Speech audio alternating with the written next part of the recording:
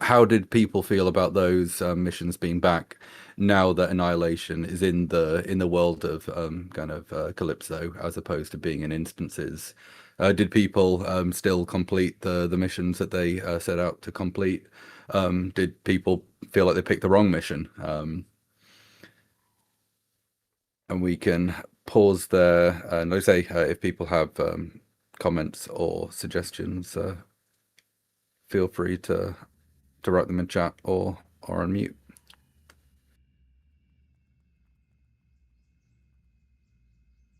I'll invite Hallie up here to do the icebreaker first person unmuting.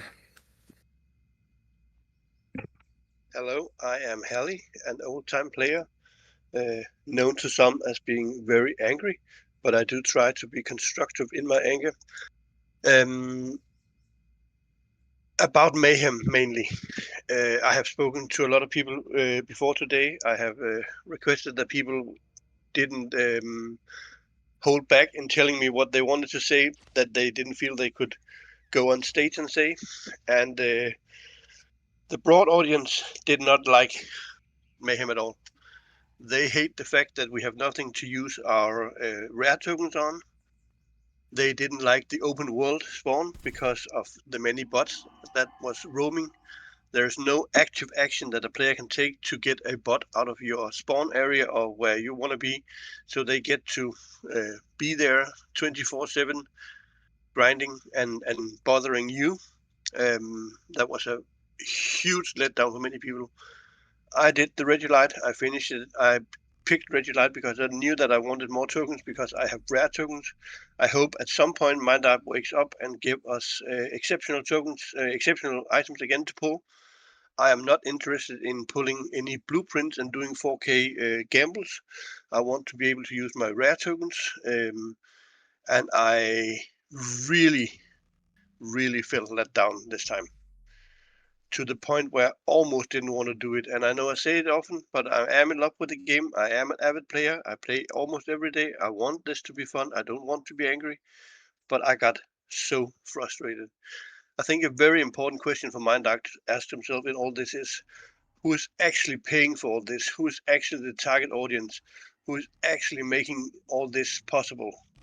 Um, we of course know that the unlimited item is gone, but something instead should have been on by now. It's so many months ago, and I will keep it at that. No, thanks, Hallie.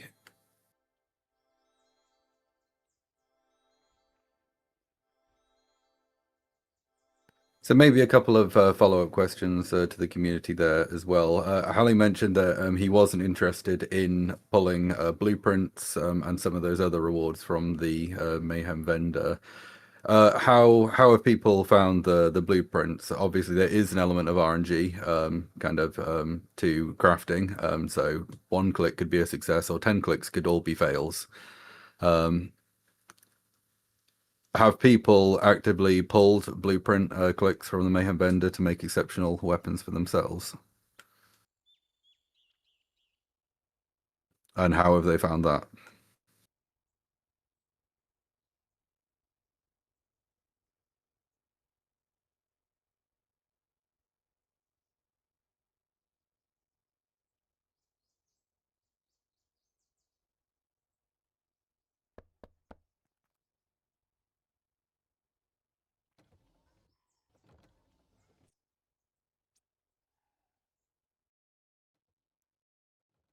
Uh, Skeptic, if you want to speak but can't find the button on the mobile, just let me know and I can see if I can invite you to the stage, kind of without you needing to request it. Sorry, just reading through and catching up on the chat. I think there was one question there around. I think Socrates is already picking up the comment around bots. Okay, Skeptic, I'll see if I can invite you to speak.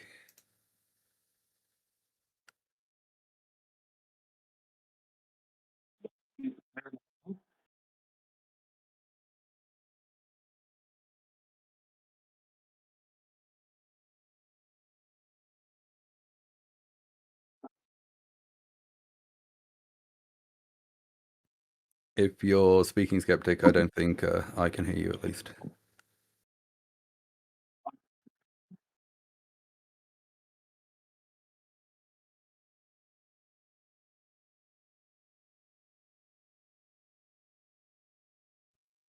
Okay. We'll bring Skeptic back in a little bit if that gets solved, but I'll bring Socrates up.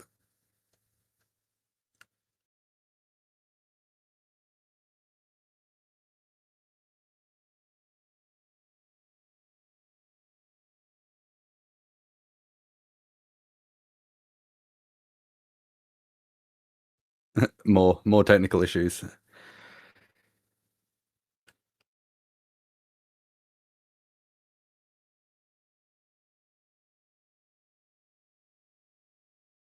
But yeah, no, I'd just kind of to double down on Hallie's points. There's definitely been a lot of complaints, a lot of people flagging kind of hunting is painful in world spawns. I know I was hunting last night and someone was kind of actively complaining about people botting into them. But no. Hello, can you hear me? Yes, we can hear you. Okay. At least I can. I don't want to derail this town hall too much, but I know it comes up, and I'd rather I can say a little bit about this now, so that sort of the rest of the town hall can continue around the bots thing. So on the topic of bots, I think I know it's a thing that gets people really fired up for a lot of different reasons, right? But there are a few things to say first, which I think which are important and matter before I say the second part of what I'm going to say. The first thing is that there are different shades of botting, shall we say.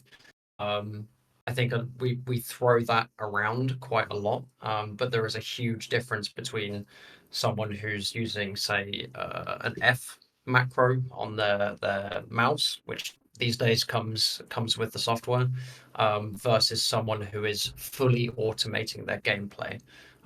Both of these things exist, but I think it is an important distinction towards the fact that there are massively different levels. And yes, and so there are people that we know who use macros, for example. Maybe they're still at their computer, right? But they're using macros, and there are some people who use full automation while being away from their computer. That's from our perspective in terms of how to deal with it. It's a very difficult thing to prove. So in some circumstances, we have to track someone's behavior, which involves a lot of manual work over a long period of time, and also with video evidence and stuff, which is a general thing if you are submitting support cases. If you have screen recordings and stuff like that of behavior over time, that stuff helps because we have to have benefit. We have to give benefit of the doubt, and we have to be overwhelmingly certain that that's the behavior because when you don't have that, people get banned for things. Entropia is not a game that has very active gameplay unless you're doing something, I don't know, like RDI, for example, that involves a lot of kind of moving around and switching weapons, doing stuff like that. So there is content that is more active. So yes, but obviously there's a lot of content in the game which is just pressing F, right? So it can be quite difficult. But two things. So that's the preface, which is that I think it's worth understanding that there are different levels to this, and also that for us, we have to be very certain before we take action. The second thing is that people do get banned for doing this. I think it's it's maybe definitely not as frequent as people want. That said, there is a lot of witch hunting and a lot of false positives that we get. We've had some reports, for example, and they really aren't. And we've even, messaged them, claimed that it's full automation, and messaged the player, and they've replied straight away. And there's lots of other ways that we can test in the moment to see, if they are behaving strangely. But yes, so the second point is we're looking at two things.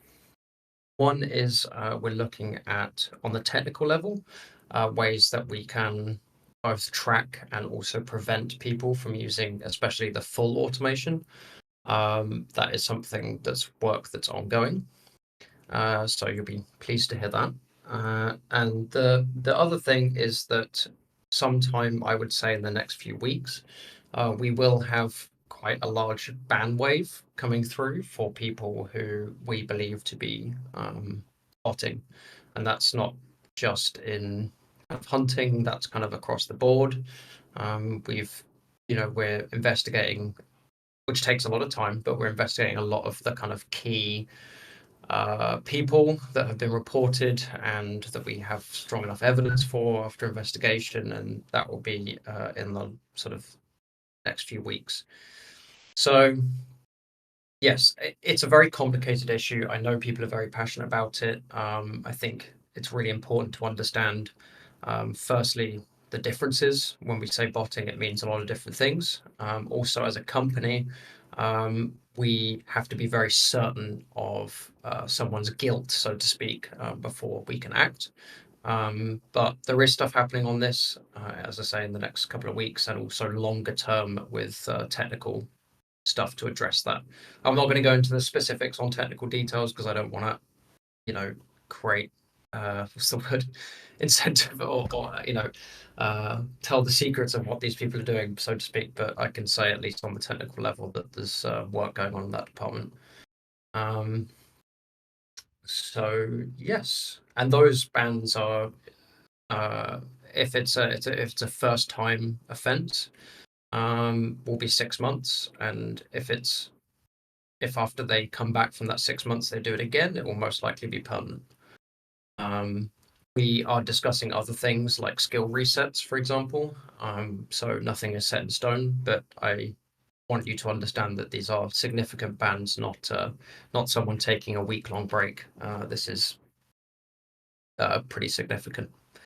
So yeah, I know, we all want this problem to magically dissolve tomorrow, but these are the practical, realistic steps that I can share with you that are happening. So yeah, I just wanted to talk about that now, before. Otherwise, it would have sat in the chat for the whole town hall. So yeah, thank you. I won't take up any more time. No, awesome. Thanks, Socrates. No, awesome. So if we're heading back to the topic of Merry Mayhem, I think the other questions that I had would have been around free-for-all and rewards. That I believe one of the things that the player base was broadly asking for were new things in the Mayhem vendor. That wasn't unlimited weapons and armor and things that have been kind of done to death. So we obviously saw that there were new land area deeds and the land area fragments in the vendor this cycle. General feedback, any other suggestions of other things that could potentially be exchanged for rares or rewards in Mayhem?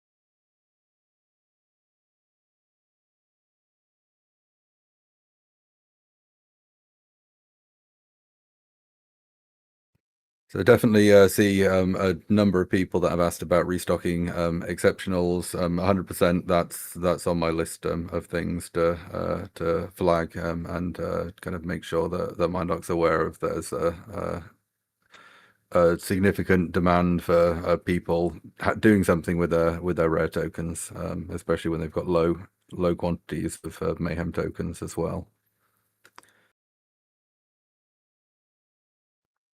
But any other ideas? I think people have mentioned things like warp ships as examples of things that could drop into the Mayhem vendor as kind of stretch goals.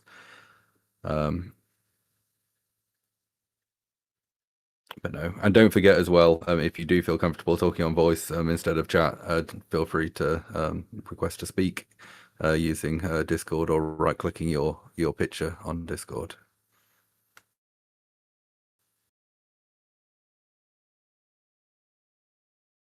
Well, I just wanted to say it loud because it has been mentioned previous on different forums. I think people are very interested in a broad spectrum of possible items to get. This could be anything from finders to extractors to warp ships to, and it doesn't even have to be unlimited. Just the chance to use your token for something that is something that you actually want.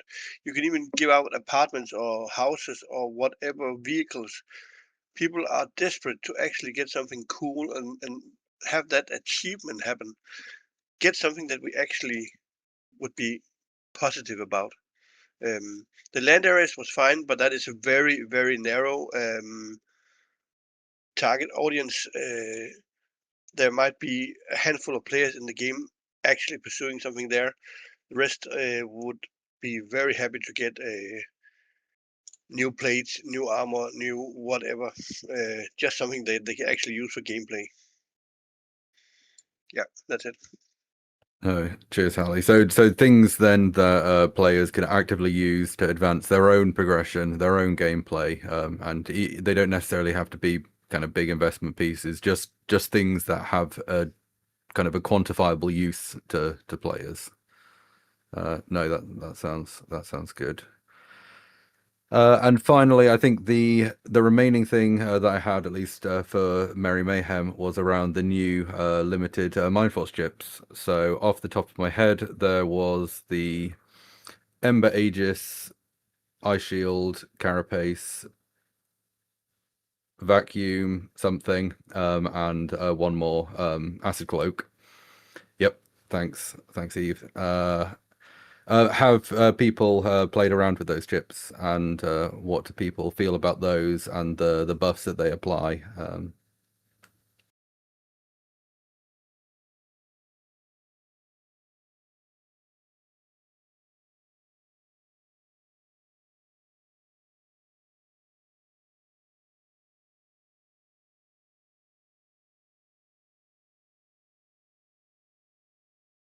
On Eve's question around the Acid Cloak, I believe I have queried that one with the team to take a look at and see if it's working as intended. Because I personally couldn't get that to look like it did that much difference to my hunting, but that's at least with the Mindoc team to confirm.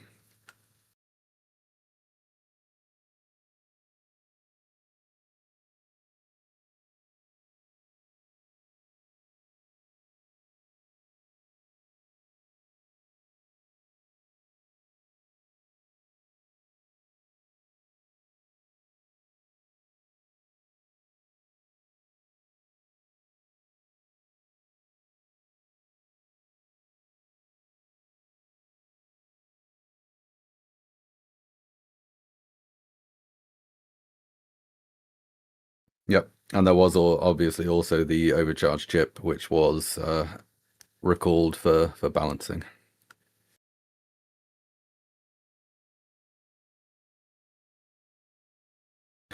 But for people who haven't used it as of yet, the Eye Shield chip, to let people know who might not have played around with the chips yet, gives you a 75 points of damage reduction for physical and burn damage types. For I think it's 3 minutes that the usage is for. So it gives you effectively another set of armor to reduce incoming damage. So yeah, so there's that one, and the other one that I believe, I think Theo mentioned that Ember Aegis increases your HP and the healing that you receive by kind of 4% per stack up to 5 stacks, so a 20% healing and HP boost. So I think there's definitely been some feedback that I've received that some people feel that they're quite overpowered. but I'm just wondering, have people kind of use those chips to do things in the game that they previously haven't been able to do? I think I've noticed a few more people than usual hunting things like Mulcibers and big warlocks as a result.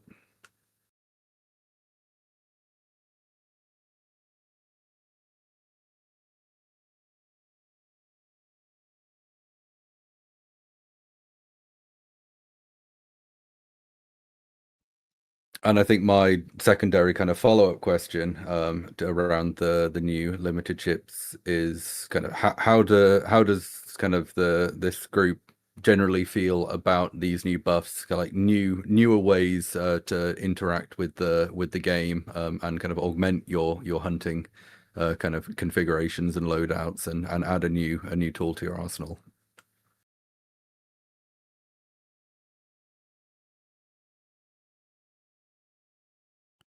Welcome to the stage, Lars. Hello, can you hear me?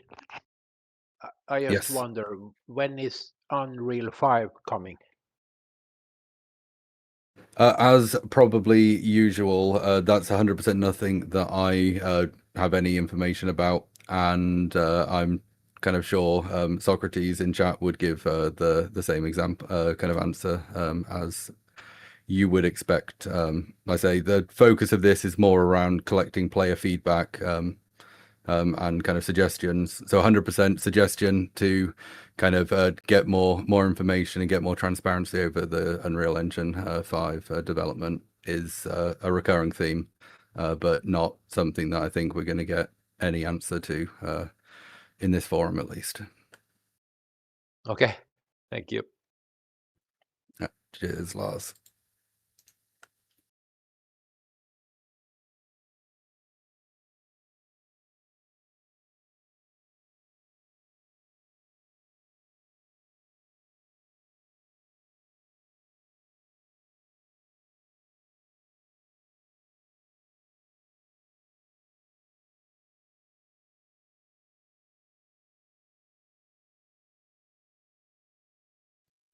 Hey, Jimbo. If you're trying to speak, you might need to unmute. Okay, yeah, sorry, I'm driving, so no, can't really look at the phone. So about the chips, back on topic for a second. They seem, I mean, I don't know where Minarch's going with it, but I can see the benefit in having, lower levels use something like that to get kind of a peek at higher content with more markup, so they can understand the benefit of leveling up and etc. I just think it might be better to make it have a little more decay and more drops of it, so people can get paid the markup for getting the chips, and lower levels can see it. But at the prices now, with this very little decay, it might not make sense for people to besides the main Ubers who bought them all up, to be able to try it out. And I don't know if that's the point. And kind of the same thing with the exceptionals. They last a little too long, where I can understand not wanting to put the blueprints in there and load the game with them. It'll kill the value, but at the same time, nobody can pull it because they last too long, if that makes sense. I don't know, No, maybe. that does make sense. No, so I think, Elisa, I think you raised a good point there, actually having more accessibility to these buffs. So right now, obviously, markup of the Eye Shield and Ember Aegis is up at, I think, 600%, kind of give or take, maybe even higher for the Eye Shield. So no, that definitely kind of isn't super accessible to a large slice of the newer player base. But potentially having tiers of the buff. So like I say, right now the Eye Shield has 75 protection.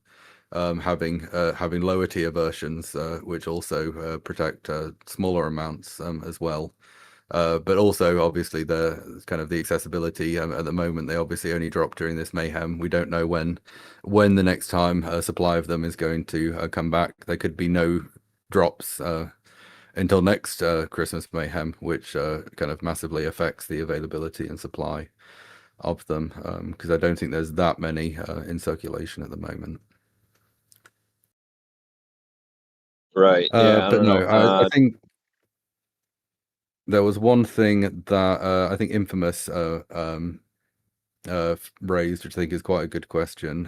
Kind of, while I don't agree that it's making people hunt above their level, I think it enables people, like I say, to kind of step outside of their current gear and profession kind of level and hunt things kind of way above their current standing in game. Do people think that actually allowing people to kind of glimpse things like solo RDI, kind of solo Mulcibers, and some of the bigger content being a good thing, kind of, or a bad thing for the player base? Yeah, I think that part is good. It gives a markup to say people that have stayed in the game a long time, leveled up high to loot the chips. But it's just too low of decay. I'd rather see a few more chips out there being looted rather than it being so rare. Number one, and number two, we don't want them to last forever either. That's just my 2 cents on it. No, awesome. Thank you. All right, thanks.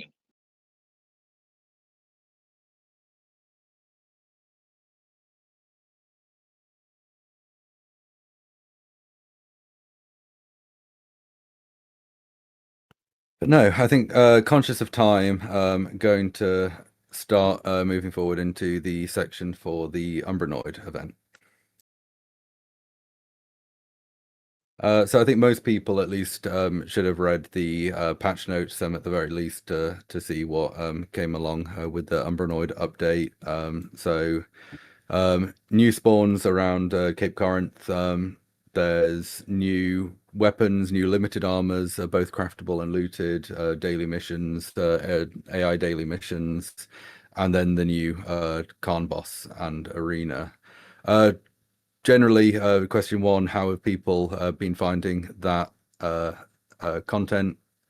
How has people kind of perceived, and how do people feel about the fact that while there are unlimited kind of chase items available, that there's a very few select limited number, and they're kind of only going to be accessible until they're kind of pulled, so players know kind of ahead of time what's being chased for.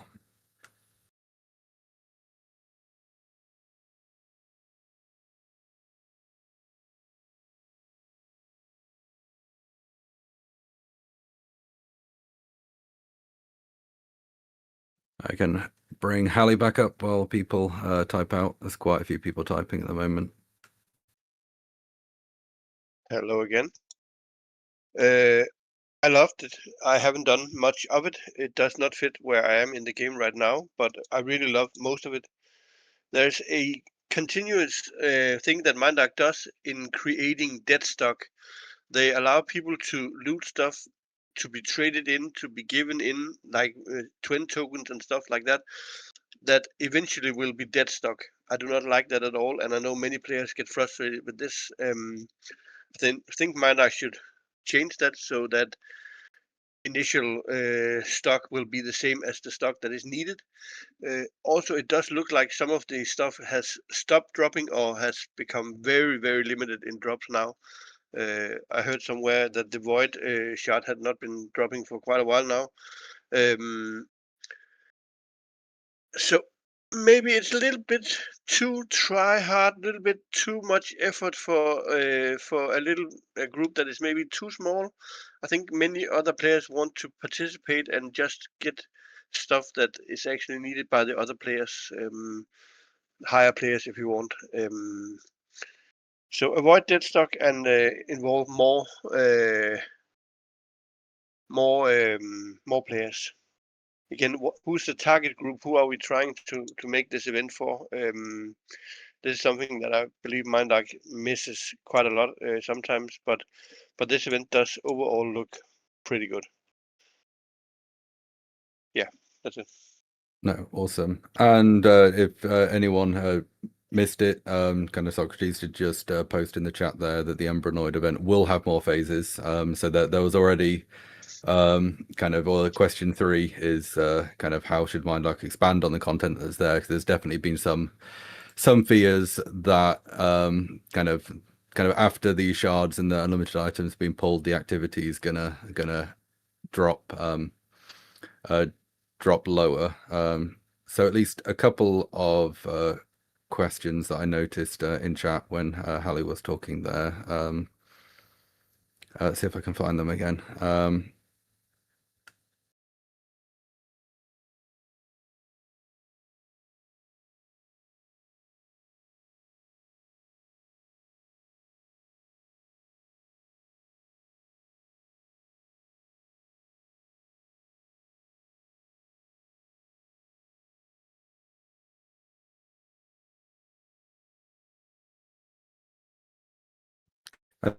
I think Shilder, your comment there that kind of everything kind of was set up for it to be a great event, but everything was kind of set wrongly. Well, I think I know kind of your kind of what your opinions are there. Do you mind typing them out or chatting on voice and actually kind of saying what you think actually where things went wrong with the event?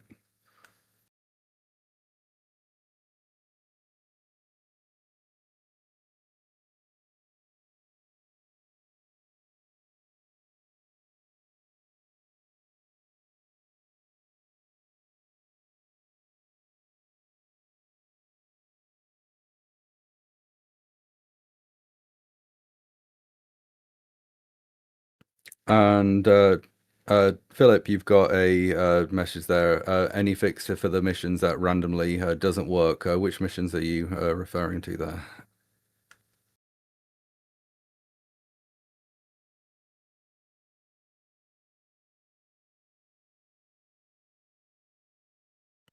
The new. So I think that one is yeah, the new AI windows, and that change I think is more tied to the new UI changes, and I think there's quite a bit of work that Mindark's doing to make sure that is being fixed, so that won't be an ongoing issue with the black screens for the AI and the voting UIs.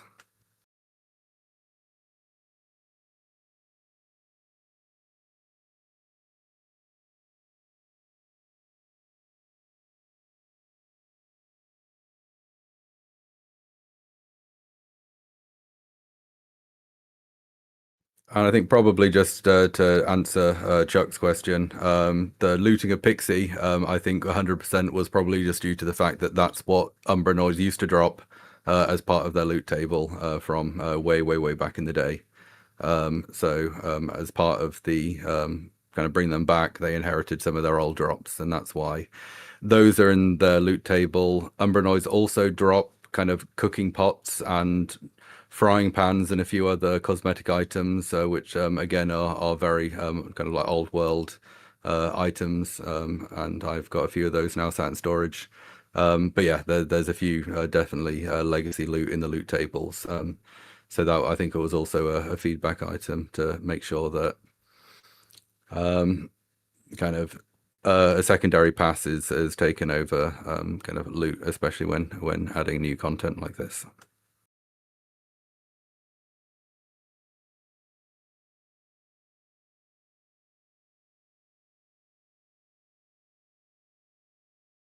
Okay, so at least on to the next part of the Umbranoid kind of feedback and question, unless no one has any other kind of questions around the broader Umbranoid or suggestions there around the arena and the Khan boss fight. Kind of how have people found that boss fight? Kind of is it kind of challenging enough? Did it meet people's expectations of a boss fight?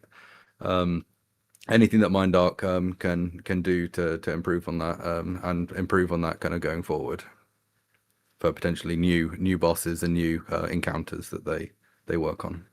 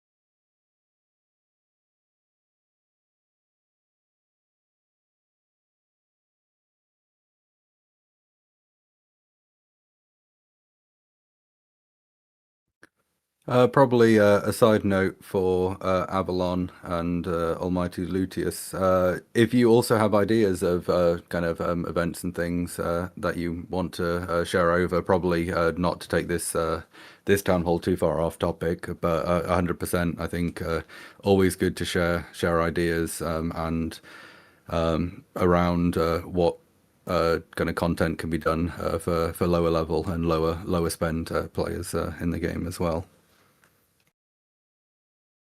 Gies, that suggestion, so kind of you wrote there, would it be possible to just make the boss disappear during the phases we have ads maybe? I think there's been at least a couple of suggestions. I think you're talking about when the boss is deflecting damage because the ads are up. It shouldn't be able to be targeted. It should act as an unreachable mod.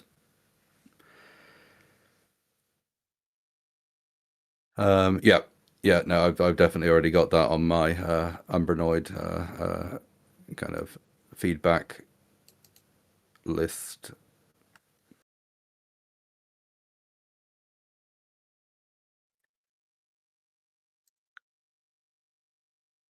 Hello. Welcome Can you hear back. me? Yes, I can. Perfect. Yeah, just wanted to answer. Well, it's kind of to the side, but I saw a few questions about people asking if we're adding more stuff after. So obviously, just for context, we did the Satesh, the new player experience Satesh in September last year. We then followed up with that just before Christmas with the new Port Atlantis and some new revamped new player missions around Port Atlantis, or where the old Port Atlantis is, and Camp Icarus. And some people have been asking kind of what's next in that chain. And I've also seen people asking about events for lower level players. So one of the things that is to answer specifically the one with events, absolutely, it's something we want to do more of in terms of like events that are aimed more towards the lower level or low to mid. One of the difficulties with it is that if the rewards are anything decent, if it's worthwhile for new players to do, often it means it's worthwhile in some sense for higher level players to do. And it's very, very hard to balance new player events, keeping in mind that someone with 10 times the DPS can turn up and grind it. It's why, for example, one of the issues we have if anyone's ever been to the dynamic events that I run, there was one last night or the night before, which is that a lot of people have asked for, say, those dynamic events with much smaller mobs, but obviously if I spawn smaller mobs, the same Ubers are going to come. Now, obviously there are ways of solving this, so I'm not saying that this is an unsolvable problem. It's not, but it is something that is more difficult around balancing. But to answer the specific question around what's coming next, and it kind of covers this thing with new arena, right, with the Umbranoids, which is that we do have the next follow-up to the work we've done for new player stuff is we're going to have an RDI style instance that will involve kind of all the same mechanics as the RDI that you kind of know today. And if people are unfamiliar, it's a dungeon type instance. that has sort of very specific mechanics with different rooms, different bosses, resistances, and various buffs and debuffs and stuff like that. And we will have an instance specifically for low-level players coming. I don't know an exact date, but it'll probably be this quarter, I should say, roughly. So that will be the sort of next follow-up thing for new players, and that will be something that lower-level players can grind as well. But yeah, just wanted to quickly jump in while we were talking about raids and instances and requests for new player stuff as well. Awesome. Thank you, Socrates. But no, so I think then that takes us to the tail end of the section on Umbranoids and kind of general future suggestions. So obviously Socrates did mention that there's going to be further phases of Umbranoids, and the event's going to continue past this current kind of Void Shard, Flicker Shard period. But is there any ideas that the community has as of how it can be expanded upon?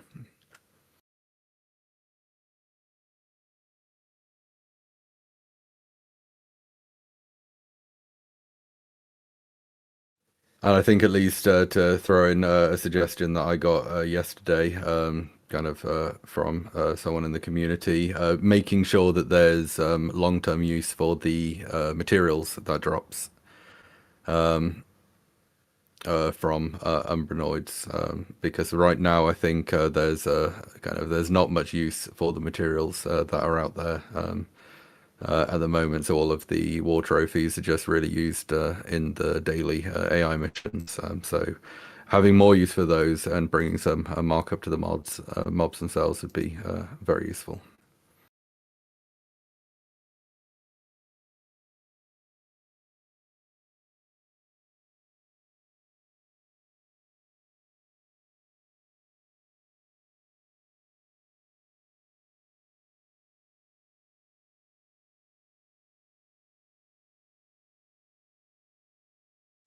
Okay, perfect. So that then lets us move on to kind of the miscellaneous, I think, topics of the town hall. So broadly looking at kind of like the new website, obviously that's very, very fresh and very new still. General feedback for Minddark, if people have had a chance to take a look through that and see if the website is reflective of how they kind of see the game. And secondly, then obviously we've had the new Port Atlantis overhauls kind of recently. And then finally, in the same kind of topic around quality of life improvements. So we did see Minddark reduce down the costs of teleporting using teleport tokens, and a handful of other changes that have happened recently to affect quality of life, like the vehicle spawning and recalling to inventory and storage changes. But yeah, and there's the problem there is kind of what other quality of life improvements can people see that would really positively affect their gameplay. But no, Bonnie. Hello. Just a really quick one with the new website. It looks great. I think it's really modern and like it should be like for a gaming company, it should be the way that it is. So they've done a good job with it, but there still seems to be quite a lot of bugs to try and iron out with it. There's a couple of things that have cropped up on the Discord, and the one that I just saw there, in the inventory, if you type the word of the thing that you're looking for, so I was looking for advanced and I typed like ADVA and it said no results before I could even hit return or anything like that. And then usually on a search engine, you would type back and it would delete the last letter and it would show you all the ADVs, but it doesn't do that. You have to completely refresh the page and go back into it. So there's like loads of wee bits like that I think they need to look at a bit more carefully on the website. But that was all. No, thanks, Bonnie. And one also another bug that I came across the other day, just using this as an audio log. So I'm going to be transcribing this and using it to send to Minddark later. but also things like damage enhancers and things that are attached to weapons don't also get included on the inventory view. It took me a while of scratching my head with the tracker to work out why that wasn't working. No, Skeptic, is your audio fixed now? I can invite you up.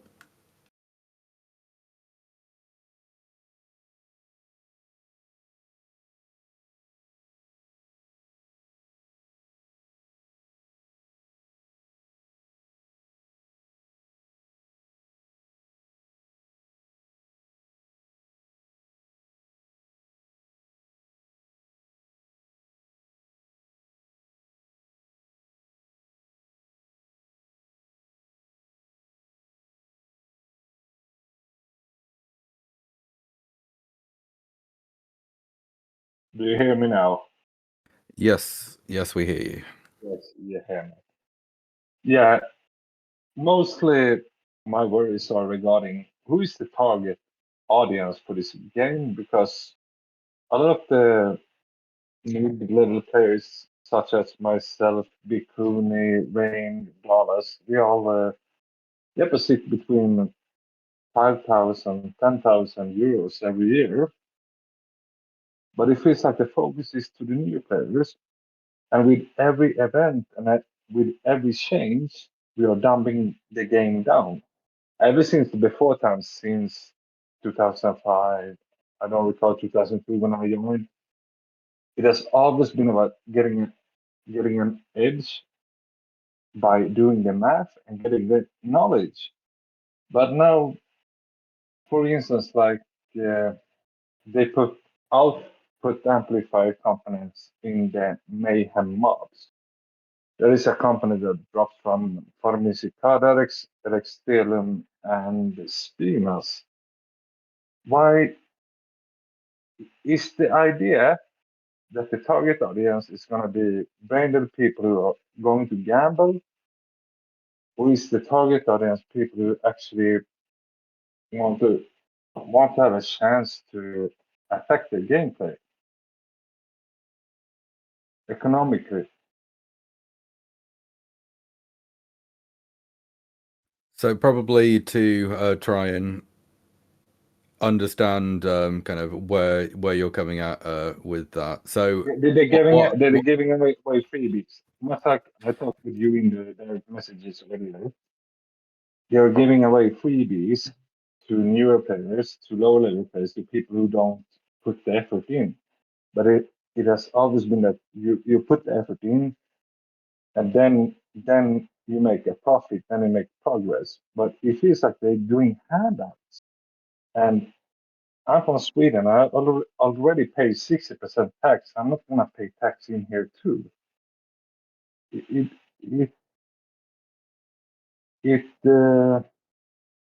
does not compute for me. probably to at least to help me understand what are these kind of handouts that you're talking about in terms of, Like when you go to annihilation, like Kiba, you have output amplifiers. They're typically around 125% in markup, and we usually pick them up from pharmacy product, from Rexdale, and from Spina. So we go hunt these mobs to get this markup, and then they decide to put it in a pool for an event mob, just so people who doesn't put effort in, they can look in their inventory and see next to the wool, next to the mayhem tokens, that I have a markup. I think that's a shit thing to do. They could add fuck, I don't know, Unreal tokens every now and then instead, or something, Blazers, Novas, anything. It just feels like the mid-level guys, we who deposit between 5,000 and 10,000 euros every year, they work against us. It feels like they don't want us as customers. yeah. So I think I definitely understand now where you're coming from, and I think kind of at least the feedback that for Mindark feels like it needs to be that there needs to be much better markup opportunities across kind of different slices No, of the no, player no, no, base. no, no, no, no, no, no, no, no. The opposite. Don't pick like the output amplifier company. Don't pick it from or 3 or 4 mobs on Calypso that drops it and put it in a mayhem mode, which every I lost. I don't know. I think the stealing week drops them about 20% of the time, so I probably lost over 1,000 heads on the fact that they dropped from Daikiba now.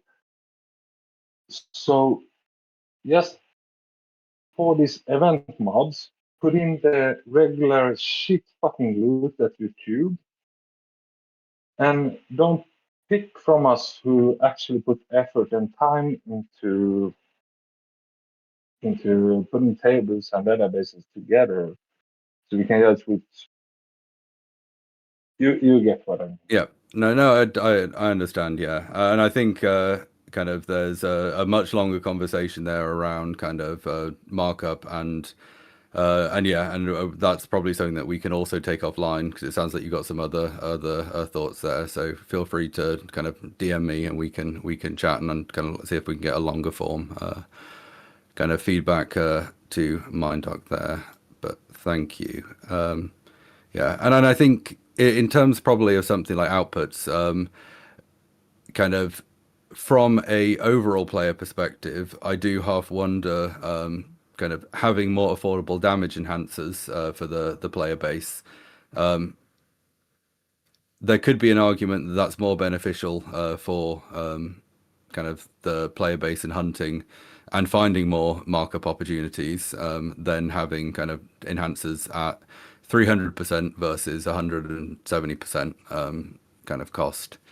So I think that's also something in that very specific case. But I do kind of see where you're coming from, that kind of MindDark kind of should be kind of careful about kind of distributing sources of high value items into event mobs, kind of at risk of devaluing kind of opportunities for players. But no, awesome. So I think we're very close to the time that I'd allocated. So I'm going to step probably very quickly into the general feedback and discussion side of things. Probably that's going to spill over into the main voice chat after this. But anything else that people have top of mind that they wanted to hop on voice and provide feedback about, or anything else that's stopping them from enjoying the game as much as they feel like they could do.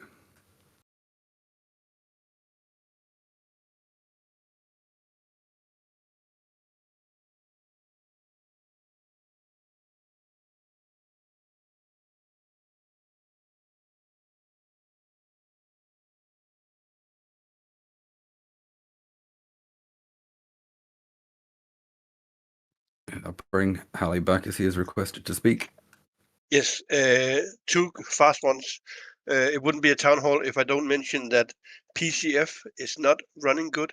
And literally know hundreds of people not using PCF for anything other than trading because it's being run as a shit show. I'll keep it at that. And also the CP Dome, for 3 months in a row, it wasn't fixed. The mobs were spawning outside. MindDark appeared to do nothing.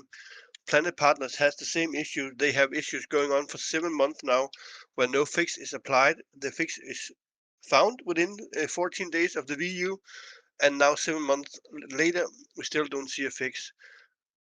We are told as players that this has been transferred to MindDark, and they are looking at it, and they are talking with MindDark about the issues, but fixes aren't being done.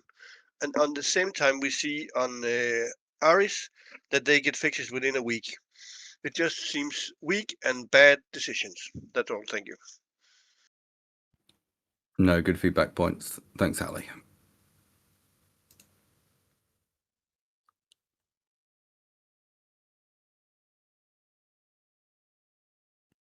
I was checking through the chat.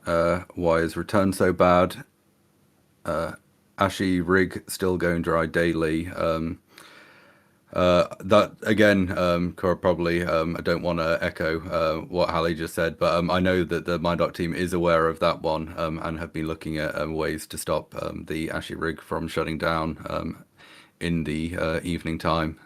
But that's in progress.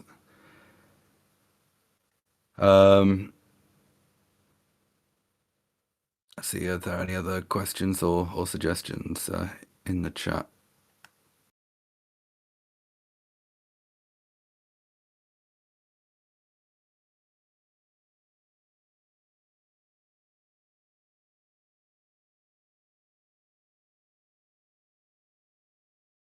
Philip, your question there around when will the chat be fixed? It does not lose focus after posting. You're talking about in-game chat when you hit enter. It kind of brings the focus back to the game and doesn't keep focus in the chat. Yep. I'd need to double check in the options, but is that not a config option setting to toggle that behavior? I don't know if I'm imagining stuff.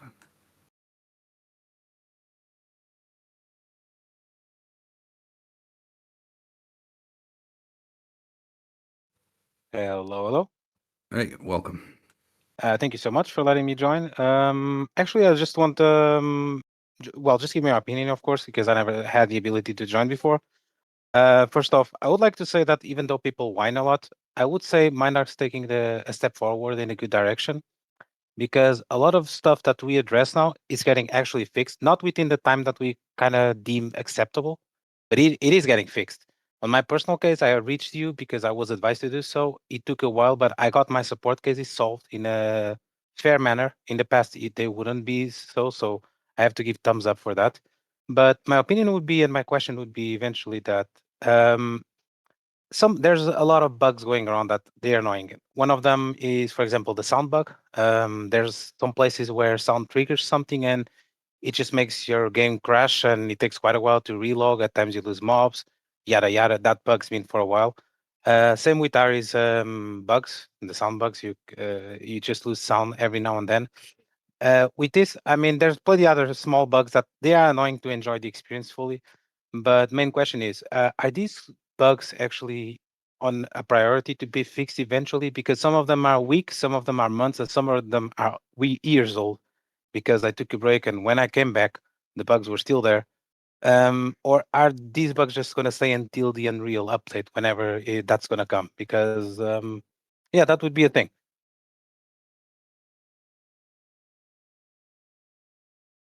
Yeah, I see Socrates is requested Oh. to. I'll try my best to answer that. Oh, hello, Socrates. Hello, nice to meet you. So on the sound thing, so this is one of the things with the game, like many other things, with a lot of legacy functionality or systems or frameworks. So I think our sound system in the engine is like it's something from, I don't know, like 2010, 2009.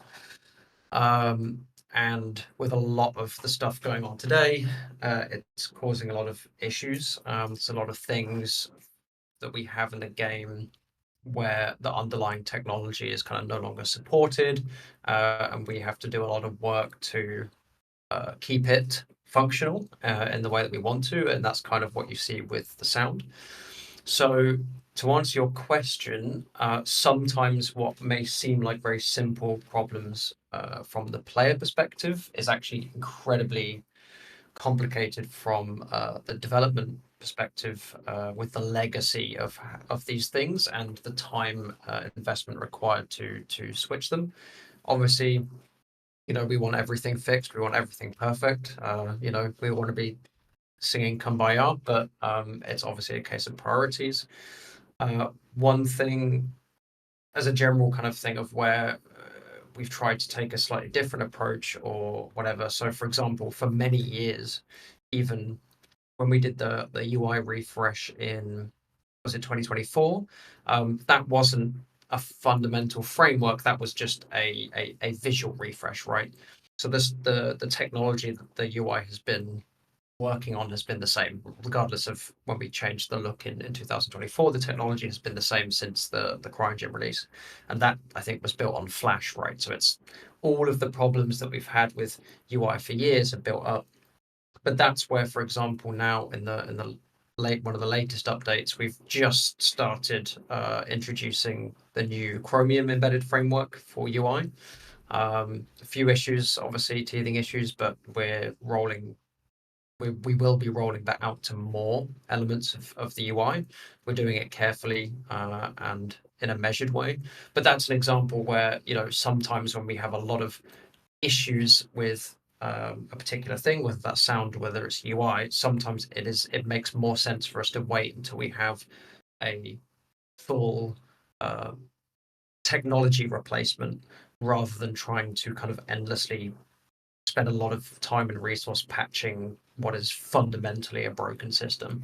So I know that doesn't quite answer your question as when does things get fixed, but it's just so you understand kind of how those decisions are made and some of the difficulties and sometimes why it takes kind of a more a bigger technology change for us to rework certain things and fix a lot of bugs. But I would say that we're trying our best to improve the speed that we do bug fixes. And I know as well that having Nanashana here as well and running these town halls, and I'm sure, I don't know how much you all know, but Nanashana has weekly meetings with us to talk about the issues that come up. So there are a lot of issues, but we are trying our best to kind of address those as quickly as we can. But yeah, thank you. Cheers, Socrates. And I think probably just an extra kind of +1 to what Skeptic said there as well, that there's a huge kind of range in how much people care about different issues as well. And for some people, like 100%, if you take kind of someone who does lots of space mining like Rusty, they're going to really be kind of evangelistic around space related fixes or bug fixes, because that's what they do.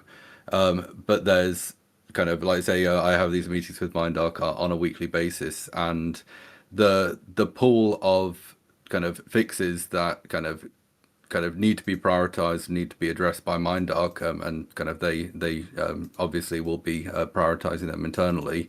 Kind of there's always going to be a fixed amount of resource to work on those. So I think that's something that kind of I think the player base also needs to kind of keep in mind, is that there's just there is a number of kind of things that do need attention, and from what I've seen working with MindArc, they 100% do care about getting things fixed, getting things improved, taking on people's kind of suggestions in the community's kind of ideas to improve the game. But there's always the kind of age-old problem that there's not enough hours in the day to get everything done in the kind of urgency that everyone wants it. I did just take a little look over the notes that I've made for this town hall so far, and there's probably kind of months worth of development time to even cover half of the amount of suggestions and things that people have been suggesting. But also, that doesn't mean that if people have issues that are important to them, they should still 100% raise them. They should still keep flagging them. They should send them to me.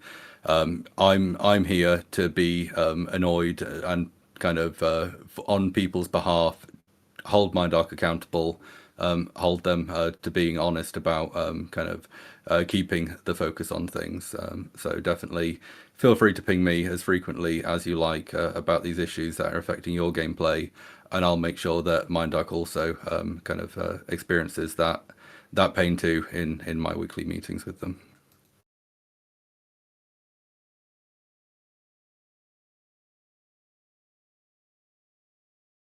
But no, so I think I'm definitely over time now, so that then can take us to the end of the town hall session. Even though Socrates does want to speak again. Yeah, I got one more thing. I just want to say thank you to you, Nanashana, for hosting these, and yeah, to reiterate what what you said there to everyone who's listening.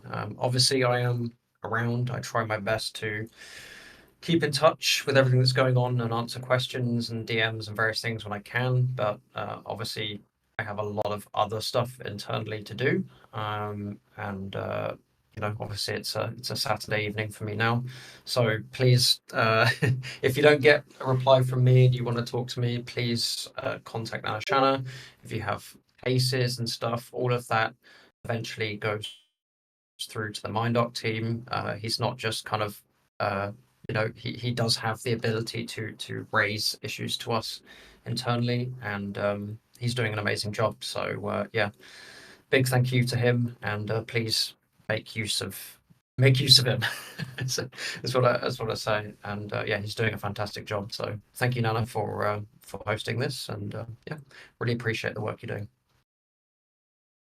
Thanks, Socrates. But yeah, no, that can then be the end of the town hall. I'll kick everyone out in a second, but happy for people to also hop over into main voice. Seems to be the common thing that happens after these. So I will see hopefully most of you there for a little bit before I need to head off for the night.